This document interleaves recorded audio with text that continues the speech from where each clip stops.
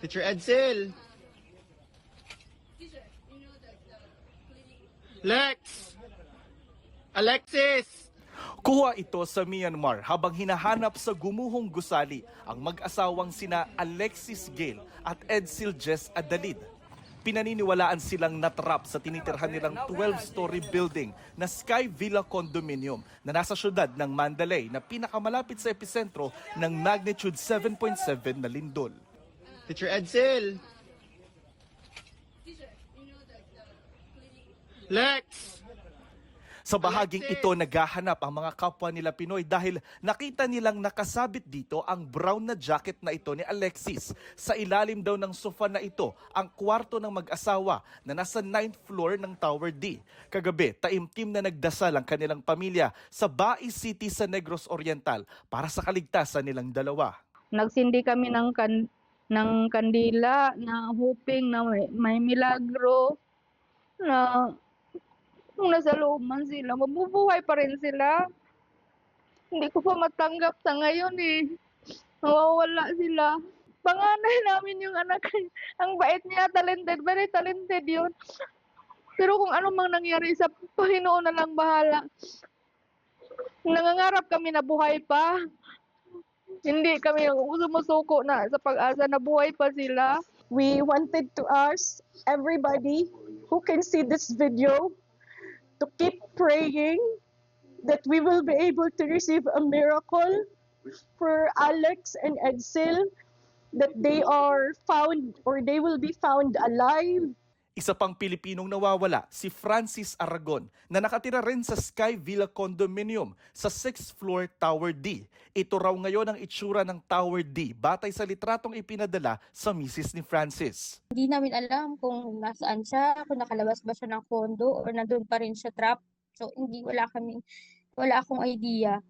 Ang gusto ko lang talaga is mahanap siya, makita siya as soon as possible. Bukod kina Francis, Edsel at Alexis, may isa pang Pilipinong nawawala sa Myanmar ayon sa DFA. Muling detalye, 4 ang unaccounted for. Mga professionals yan, usually mga teacher, mga office workers. Ayon sa kanilang pamilya, pumunta ng Myanmar ang 3 Pilipinong nawawala para magturo sa isang international school doon. Si Francis, mag-iisang taon pa lang sa Myanmar.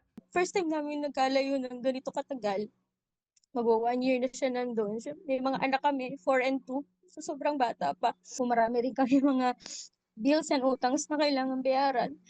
So nag-sacrifice kami na magkalayo muna saglit na pumunta siya doon sa Myanmar. Pero ang plan sana namin is kapag medyo naging okay na halos na bayaran or malapit na matapos yung mga utang namin is kung pwede niya kami maisamang pamilya niya para kasama-sama kami talaga. Ang mag-asawang Adalid naman, 2 taon na sa Myanmar, pero kalilipat lang nila nitong Pebrero sa gumuhong Sky Villa Condominium. Ang huling balita raw ng pamilya, nasa loob ng kondo ang mag-asawa nang mangyari ang lindol. Magti 3 days na ngayon. 3 days na ngayon. Walang kain yun. Walang kain. Di namin alam kung buhay pa. Sana buhay sila. Matulungan sila mahanap today. Yun ang panawagan ko na sana si Edsel Jess Adalid at saka yung wife na si Alexis Gale ay mahanap na nila kasi may nagsabi na ilalim pa sila ng debris.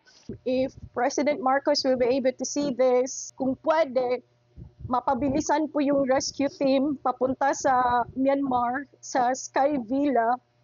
Kasi I think iba po talaga yung Pinoy to Pinoy.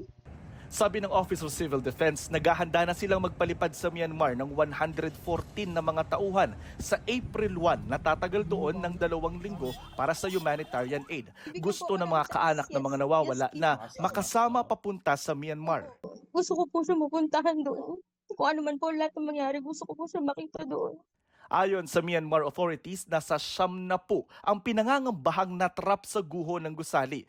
Malaking balakid sa rescue operation sa gusali ang kakulangan sa heavy equipment. Kaya ang ilang rescuer mano-manong binubungkal at binubuta sa mga debris para mailabas ang mga natrap sa ilalim, kabilang na ang matandang babaeng ito. Para sa GMA Integrated News, Jonathan Andal, nakatutok 24 oras.